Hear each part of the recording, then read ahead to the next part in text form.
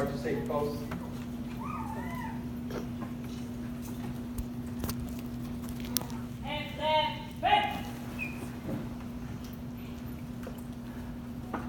Honor guard, attention! Forward, hurry!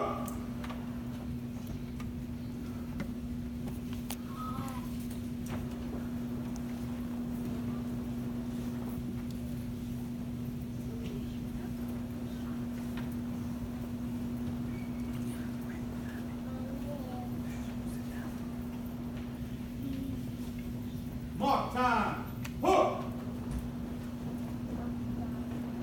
Squad, hold. Lamb, hit. The honor guard requests permission to post the colors. Permission granted. Hold. Mommy, I want a big picture.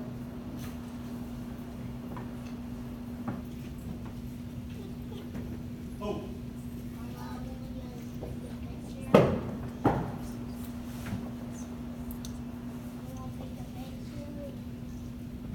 Breathe in. Hold.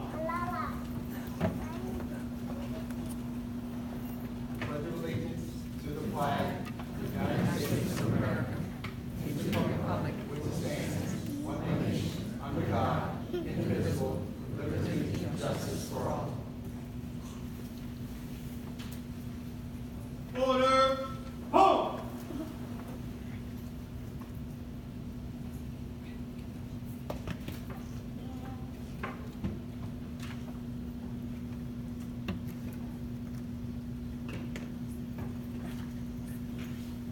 Left, hit. Forward, hurry.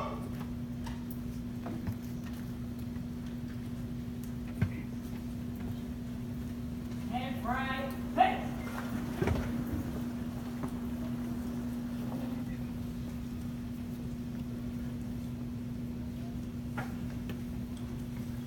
Thank you, ladies and gentlemen. You may be seated. And while you're sitting down and adjusting yourself, we want to welcome you here again to the Maryland Police and Correctional Training site in Maryland. We call this the seat of law enforcement because they're during the career of every public safety professional in the state of Maryland, whether they work with the Department of Juvenile Services, a correctional officer or a police officer, parole and probation agent, drinking and driving monitor, or some other designated public safety position. They will come to this facility for some type of entry-level training, in-service training, and or advanced training. So we're extremely proud of our facility here, and you only see a portion of our facility here, but on the other side of our compound, we have a full-service driver's training range, we have a firearm range, and we have a lot of other things here that you will not get to see today. However, if you want to come back and take a tour and see our facilities, just let me know at the end of this presentation, and we can arrange that if you want to bring some kids who are interested in seeing where law enforcement officers are trained in the state of Maryland. We also have some dignitaries here that I want to take a moment to recognize. We have the Department of Public Safety and Correctional Services Secretary, Secretary Ziegler, who is with us this afternoon. Secretary Ziegler. As I was looking to my right over in the audience there, I see some other dignitaries that I want to recognize as well. We have Commissioner Wayne Gill. We have various wardens from our department, and if I missed one or two of you, please excuse me. I saw Warden Phil Morgan. I saw Warden Carolyn Scruggs. I saw Warden Laura Armstead. And I saw Warden Calvin Wilson. I also see many other dignitaries over there and administrators from our department, Security Chief Dean. And our local agencies as well, commanders, majors, captains, lieutenants, and other line staff. We want to thank you all for being here this afternoon. It is my distinct honor and privilege to introduce you our guests that are on the dais with us this afternoon. From the Trinity College of Baltimore County, Professor Linda Fleischer. From the Maryland Police and Correctional Training Commission's Director of Correctional Training, Ms. Jane Sachs. She is in the audience from the Maryland Police and Correctional Training Commission Executive Director, Ms. Karen Kruger. From the Kent County Detention Center, Warden Herbert Dennis. The Maryland Police Correctional Training Commission's Academy Supervisor, Lieutenant Tiffany Taylor Houston. And the Maryland Police Correctional Training Commission Correctional Entrance Level Instructor, Sergeant Deshaun Ashley. And from the Kentucky Institution, class spokesperson, Chaplain Theodore Hoy. There are also numerous Maryland Police and Correctional Training Commission Academy and staff that are here present this afternoon, as well as various law enforcement officers from other agencies throughout the state of Maryland. And we want to again thank them for taking the opportunity out of their schedule to be here with us this afternoon. At this time, I just want to take a moment and introduce you to our keynote speaker this afternoon, Warden Herbert Dennis. He's been in corrections for over 31 years. That might be longer than some of you have been on the earth. He started his career at the Caroline County Detention Center, eventually taking a position with the Delaware State Prison System. And then after 2 years in Delaware, he returned to Caroline County, where he achieved the rank of captain. Upon retiring from the Caroline County Detention Center in 2014, he accepted the position of warden at the Kent County Detention Center, where he currently serves. Throughout his career in corrections, Mr. Dennis has served in numerous capacities, including correctional officer, community services, internal affairs, deputy warden, and now finally warden. Warden Dennis has always strived to relate to his correctional staff and their understanding, as he was once in their shoes and walked the tears as they once did. He worked with some brilliant leaders and continually works to make corrections a profession that is well respected not only in Caroline County, but throughout the state of Maryland. Ladies and gentlemen, at this time, I give you our keynote speaker this afternoon, Warden Herbert Dennis.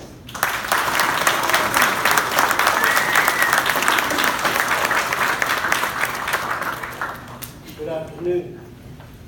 Actually, before I start talking, somebody that I owe all the thanks to, because I actually never wanted to be a warden. I was actually forced here. The person who forced me here guides my life, and that's God, right? And the only reason that I'm serving as warden is because I wanted to make a difference.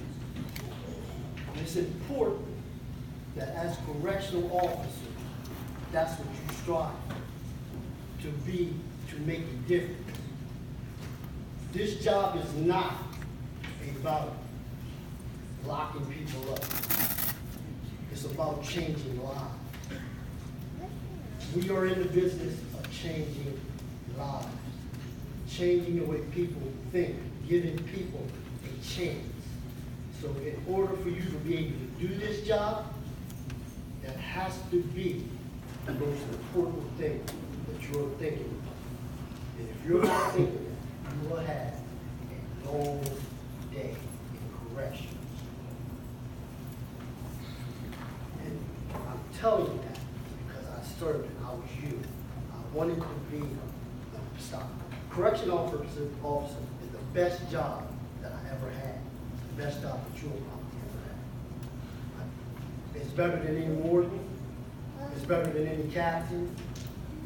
That is the perfect position for you to be in. Take that and run with it.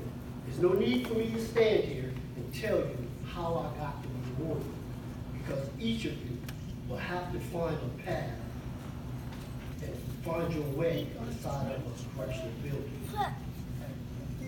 I can stand here and tell you that I worked with tears, I was internal affairs, but that might not be your route. Be yourself. Have a command presence. Walk inside the building with confidence. Every warden that's inside of the jail depends on you. I need you. I know we all need you because most of us are short-staffed. And I'm probably one of the only jails on the state who has a full staff. Everybody else has closed posts. And it's unacceptable because you have the best professional in public safety. Being a correction officer is something you should be proud of. Hold your head high. There's two professions that get paid the least money. That's teachers and corrections. You deserve so much more. But the way for us to get more is us to be proud, stand up, and show everybody that this is a profession that we can be proud of. But it takes not me, not the commissioner, it takes you. It takes the people that are going to be here. I'm planning on retiring sooner than you think. 30 years is a long time, and I'm telling you, we need you.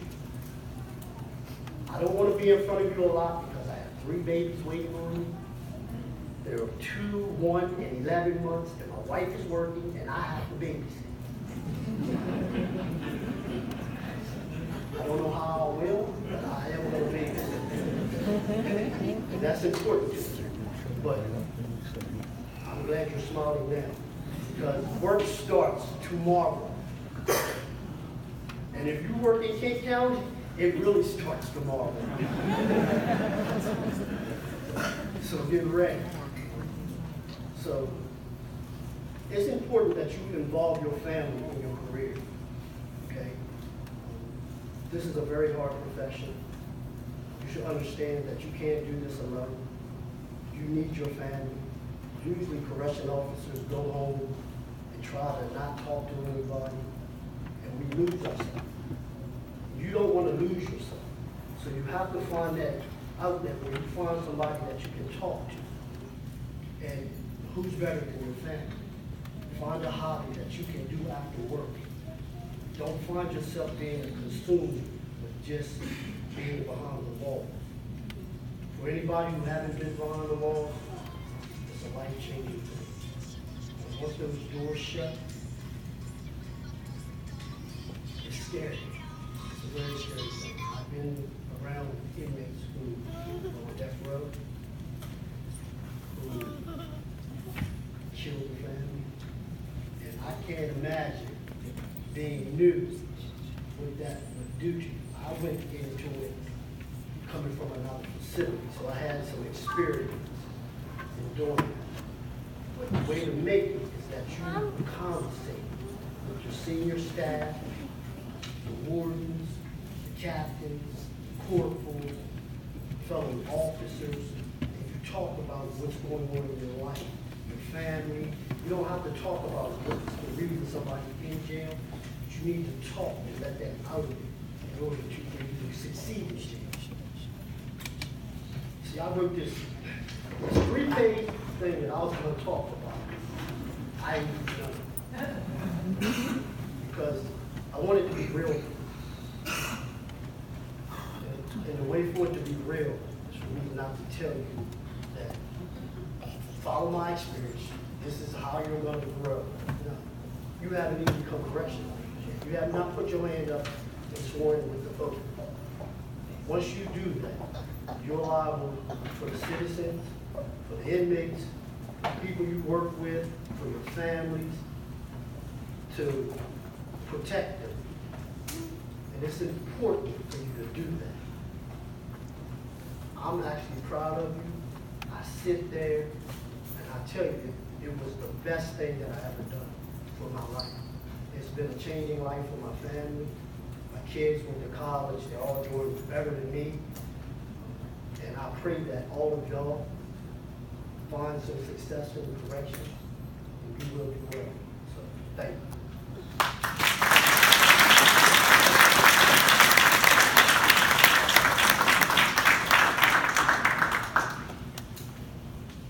Well, Warden, we as parents, we sympathize with your obligations that you have once you leave here. And I just have a couple of suggestions for you. On your way back to Kent County, drive the speed limit. And when you get to the Bay Bridge, don't go through the speed pass, get in line. Because we know what you have coming up, and we know how that is as parents. But we know that you're dedicated not only to your job, but to your family as well, and you're going to get back and meet those obligations as soon as you can, and we wish you all the best with them. With each class, each graduating class selects a class spokesperson. So for this graduating class, they had selected Captain Theodore Hoy from Patuxent Institution to give the class spokesperson's address. Chaplain.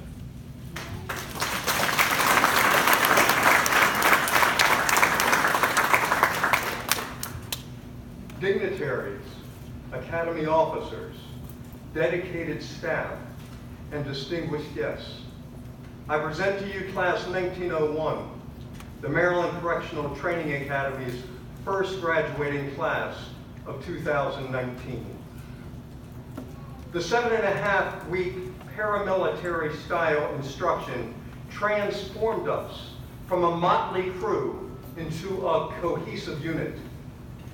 We are 37 independently minded individuals from many parts of the world that have been humbled and built up for one purpose: to learn to serve the state of Maryland and particular counties well. And for those who have more senior experience, better. We have overcome many obstacles during our academy education, including pepper spray, calisthenics, defensive tactics, marching, cell extractions, 13 block tests, multiple objectives, and more. Yes, and there were 3 recruits that were also victorious in another arena, the hospital. 2 were taken for observation. The first after an incident in the recruit parking area on an icy winter morning. The second during a routinely rigorous academy day. The third, however, went for an entirely different reason: to see his better half deliver their 3rd child. We have learned much and are grateful for the outstanding teaching and mentorship of our advisor, Sergeant Lead by Example Ashley, who even visited those recruits in the hospital who were injured or ill. We are also grateful for each instructor who sought to mold us. The keep your head on a swivel, Sergeant Laughlin. The fake it till you make it, Sergeant Blue. The no nonsense, Sergeant Holt. The you don't have a job yet, Lieutenant Taylor Houston. The teacher of teachers, Mr. Younger. The 100 slides in rapid time, Mr. Furr. The communicator-in-chief, Mrs. Fleischer. And the Paris Island in almost real time, Sergeant Campbell and Corporal Kessler, among others. All were diligent. All were devoted. All were loyal. Class 1901, we have made it to this point. We have learned and have passed all the tests the Maryland Correctional Training Academy had to give us. Yet there is a tomorrow. What will that entail? My hope is that what we have learned has been fused to what we came here with. Integrity. Integrity that is drenched by courage and sealed in such a way that compromise cannot enter. That is my hope. That is our hope. May this hope ring true to the end. Thank you.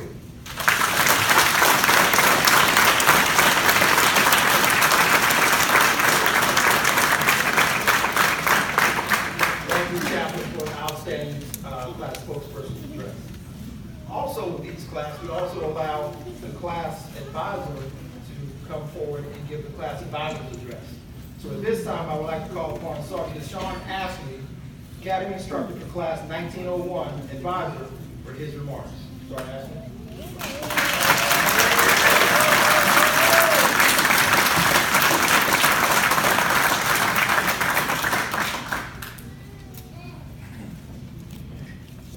Good afternoon, distinguished guests, family, and friends.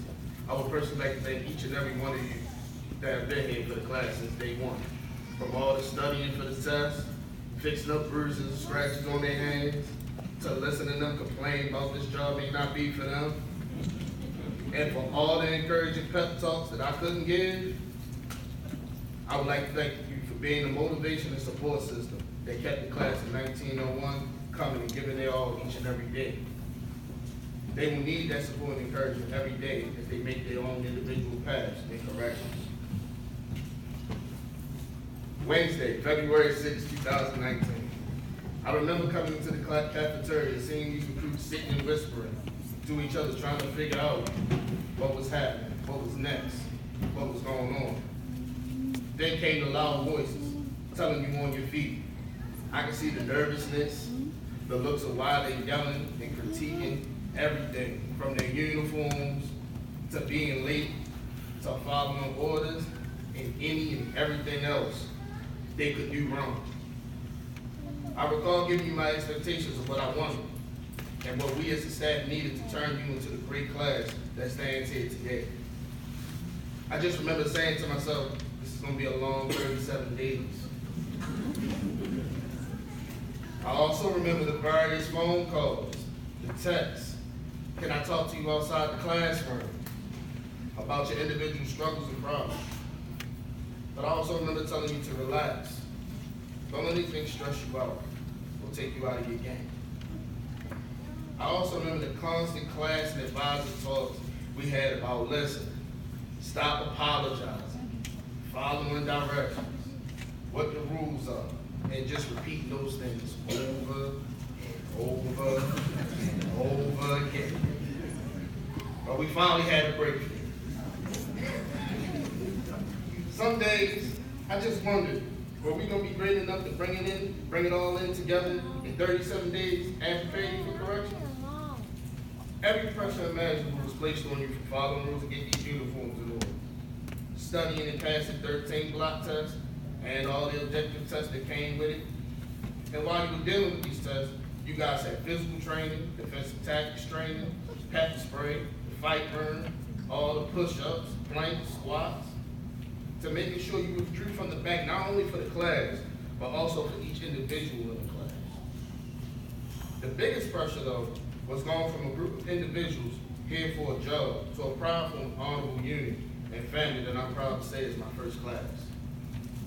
With each and every obstacle, you all as a class came through every time in the clutch and got the job done with flying colors and impressing me more and more each day. So today does not stop the goal we had together from the start, but it is only the beginning. Continue to be there for each other and just know that all the staff at the Academy is just one call away. There will be days that you'll be pushed every way imaginable, both physically and mentally. Remember all the lessons that all of us have given you. But the last thing that I can leave you is this quote from Barack Obama. Making your mark on the world is hard. If it were easy, everybody would do it. But it's not. It takes patience, it takes commitment, and it comes with plenty of failure along the way. The real test is not whether you avoid this failure, because you won't. It's whether you let it harden or shame you into an action, or whether you learn from it, whether you choose to persevere. I will always be here for you, and yes, that includes Fridays as well. Class 1901, you turned me from a sergeant and an instructor to a true leader, and there is nothing more that I can truly thank you for. You are a symbol of my pride, and it was truly my honor and privilege to have served as your class advisor for the graduating class of 1901.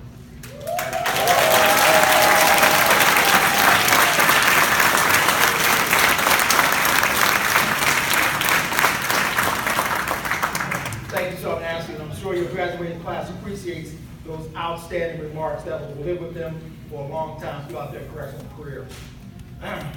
The Department of Public Safety and Correctional Services has an articulation agreement with the Baltimore County Community College. They've entered into an agreement where the graduates will graduate with college credits for their studies at the Academy.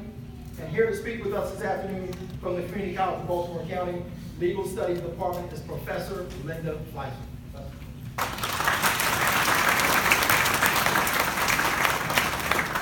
On behalf of the Community College of Baltimore County, I'd like to congratulate all of the graduates of Class 1901 and wish you much success as you enter the career of corrections.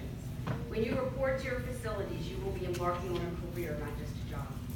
The one thing that makes corrections a career is the amount of training that is necessary before you can assume responsibilities. We've already talked about the 13 unit exams that you've taken, the numerous practical exercises, and multiple objective tests, all that have to be mastered in order to start working. Because of the rigorous academic requirements for the profession, you will each be earning 12 credits from the Community College of Baltimore County. So in addition to being certified as corrections officers by the Training Commission, you will also receive the Corrections Professional Certificate from the Community College of Baltimore County.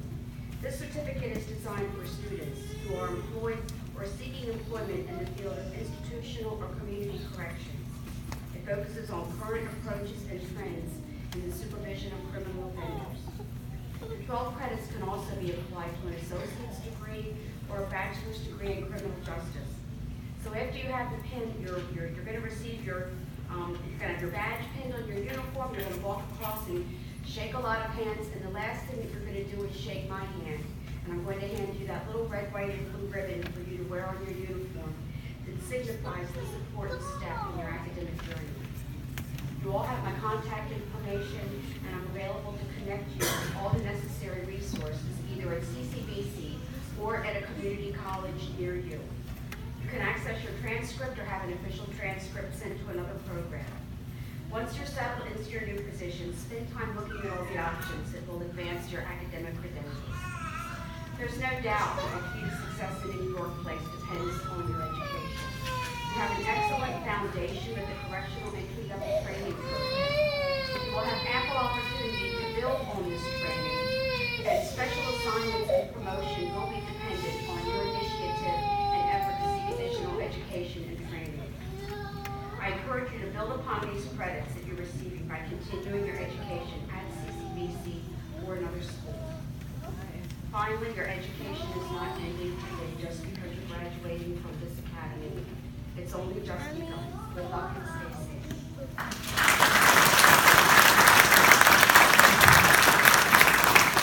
Thank you, Professor. Now, what we've all been waiting for, the presentation of badges and certificates.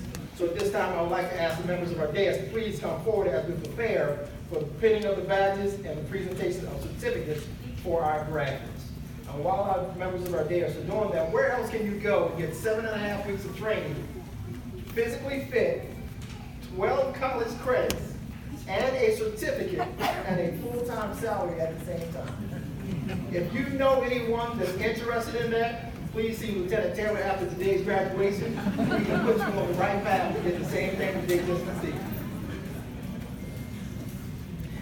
Okay, but seriously though, if you do know someone that's interested in corrections, just talk to any one of our staff in uniform and they can give you additional information. Ladies and gentlemen, when the graduates come forward, please feel free to come forward and take photographs of your loved ones as they're being pinned. The certificates will be delivered in alphabetical order and will be presented to the officers by the members of our dais.